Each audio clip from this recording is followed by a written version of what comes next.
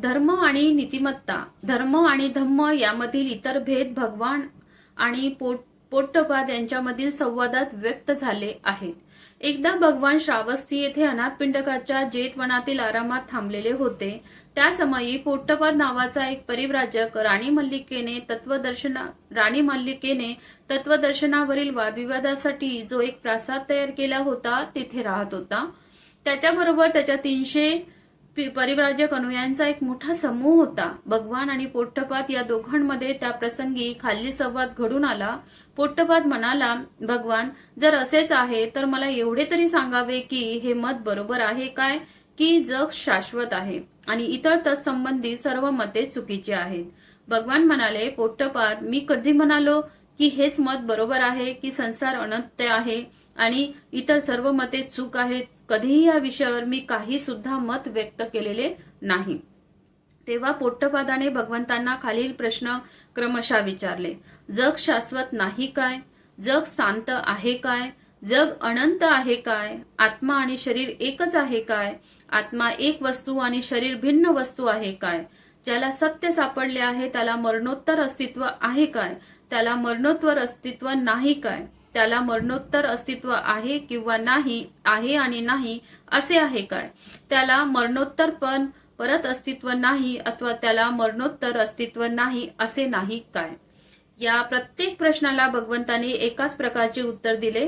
पोट्टपाद, या विषयावर मी आपले मत व्यक्त केलेले नाही. परंतु या विषयावर भगवंतांनी आपले मत का व्यक्त केलेले नाही? कारण या प्रश्नांच्या उत्तरांपासून कोणाला काहीच लाभ नाही. त्याच्या धम्माशी काहीही संबंध नाही. त्यापासून माणसाला आपले आचरण सुधारण्यासाठी कसलीही मदत मिळत नाही. त्यापासून अनासक्ती वाढत नाही. त्याने रागद्वेषापासून मुक्ती मिळत नाही. त्याने शांती मिळत नाही. त्याने शमन होत नाही. त्याने सत्यज्ञान होत नाही. त्याने अष्टांग मार्गाच्या उच्चतर अवस्थांचे ज्ञान किंवा निर्वाण साधत नाही. म्हणूनच मी यावर आपले मत व्यक्त केलेले नाही. मग भगवंतांनी असे काय निश्चित केले आहे? पोट्टपाद, मी सांगितले आहे दुःख म्हणजे काय, दुःखाचे कारण काय, दुःखाचा निरोध म्हणजे काय आणि दुःखाचा निरोध कसा साधला जाईल हे स्पष्ट केलेले आहे. आणि भगवंतांनी हे तरी का स्पष्ट केले? कारण पोट्टपाद, लोकांना त्यापासून लाभ आहे. तो धम्माचा विषय आहे. त्यामुळे माणसाला आपले आचरण सुधारण्यास मदत मिळते. त्यामुळे विराग वाढतो. त्यामुळे राग द्वेषापासून मुक्ती मिळते. त्यामुळे शांती मिळते. त्यामुळे माणूस स्वस्थ चित्त होण्यास मदत मिळते. त्यामुळे विद्या प्राप्त होते. त्यामुळे प्रज्ञेचा लाभ होतो आणि ते निर्वाणाप्रत नेते. म्हणूनच तर मी दुःख, दुःखाचे कारण आणि दुःख निरोधाचे साधन या संबंधी विधान केले आहे. या संवादात धर्माचा विषय आणि धम्माचा विषय या दोहोंचे स्वरूप स्पष्ट झाले आहे. ते दोन विषय एकमेकांपासून अगदी भिन्न आहेत. धर्माचे प्रयोजन जगत प्रारंभाचे स्पष्टीकरण करणे होय आणि धम्माचे प्रयोजन जगाची पुनर्रचना करणे हे होय.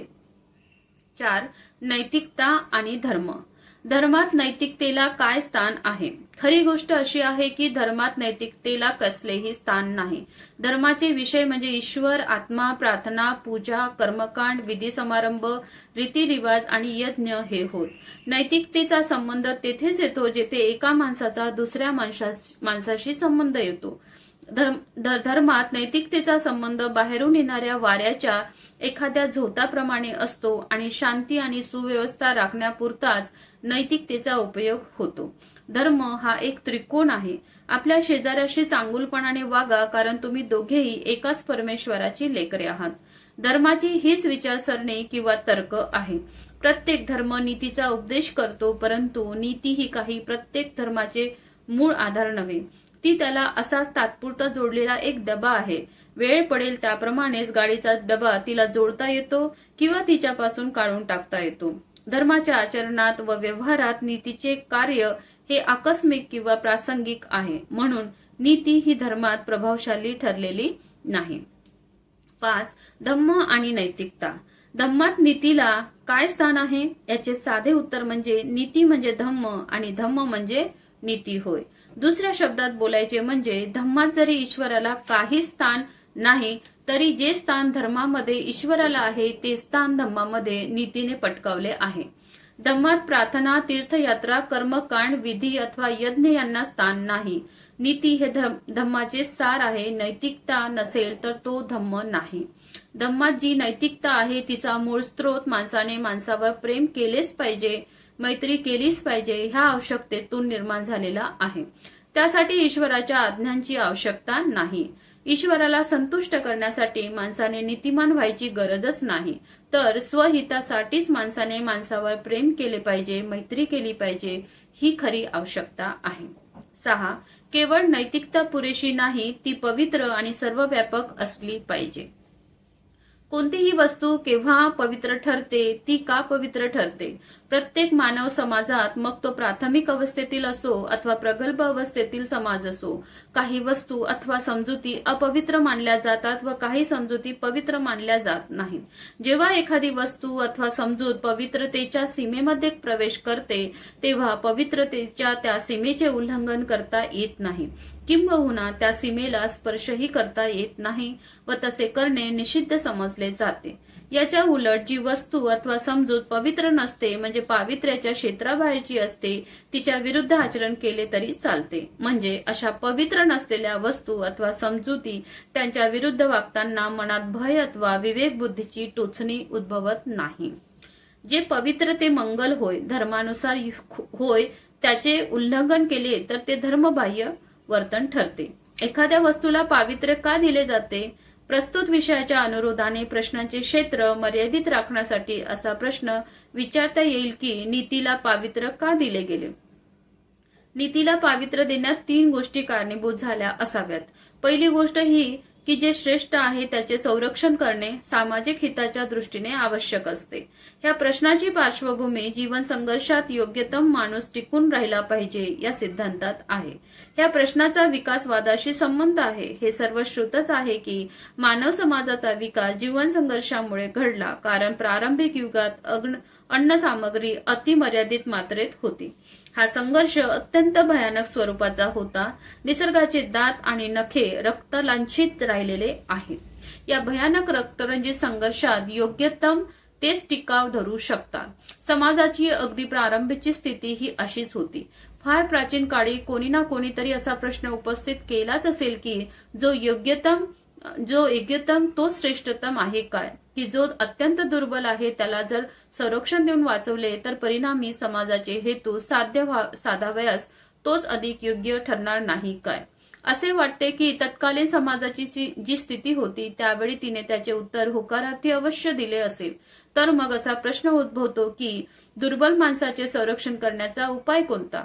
जे योग्यतम आहेत त्यांच्यावर काही निर्बंध घालण्यापेक्षा कमी अशा तऱ्हेच्या कोणत्याही उपायाने ते शक्य होणार नाही. याच उत्तरामध्ये नैतिकतेचा उगम आणि तिची आवश्यकता सामावलेली आहे. अशा प्रकारे या नैतिकतेला पवित्र बनवणे आवश्यक होते, कारण प्रारंभी हे निर्बंध योग्यतम माणसांना लागू केले होते. यापासून होणारे परिणाम फार गंभीर स्वरूपाचे होऊ शकत होते. पहिला प्रश्न असा निर्माण होतो की नैतिकतेने सामाजिक स्वरूप धारण केल्याने नैतिकता असामाजिक तर होत नाही ना? चोरांमध्ये आपापसात नीतिमत्ता नसतेच असे नाही. व्यापारातही आपापसात नीतिमत्ता असतेच. एकाच जातीच्या माणसात आपापसात नीतिमत्ता असते आणि दरोडेखोरांच्या टोळीतही आपापसात नीतिमत्ता असतेच. परंतु ही नीतिमत्ता पृथकतेची भावना घेऊन येते.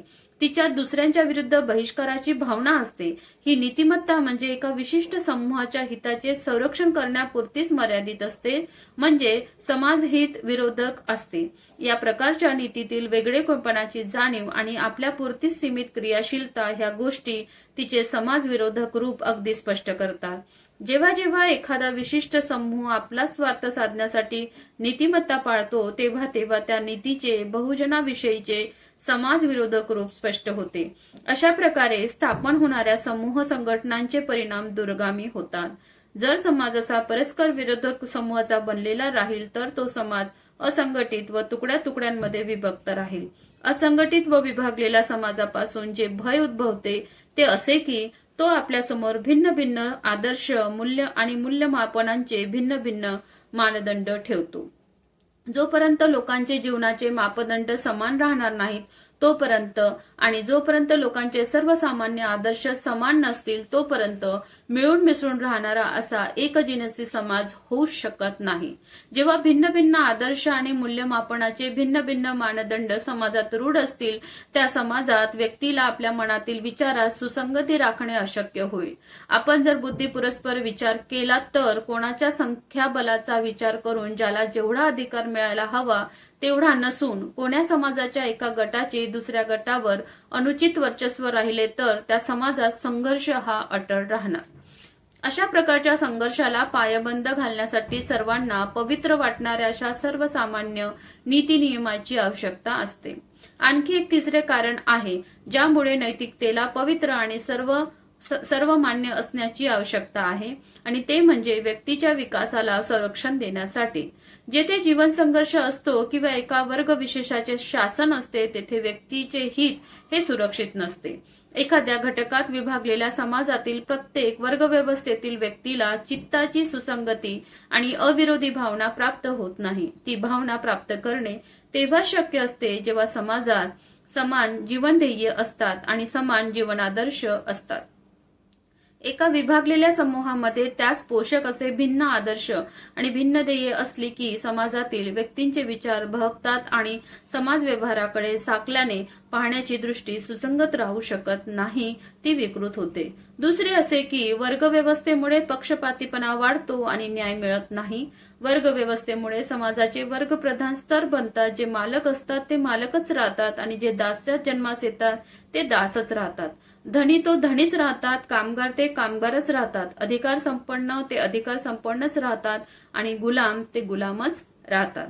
याचा अर्थ असा की अशा व्यवस्थेत स्वातंत्र्याचा लाभ काही थोड्यांनाच होतो, सर्वांना होत नाही. मुठभर लोकांना समतेचा लाभ होतो, बहुसंख्यकांना मात्र त्यापासून वंचित राहावे लागते.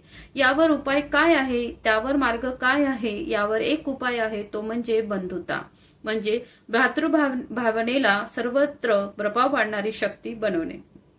बंधुता म्हणजे काय? बंधुता म्हणजे मानवामधील बंधुभाव म्हणजेच नैतिकता. म्हणूनच भगवान बुद्धांची शिकवण आहे की धम्म म्हणजे नीतिमत्ता आणि धम्म पवित्र असतो तशीच नीतिमत्ता ही पवित्र असावयास हवी.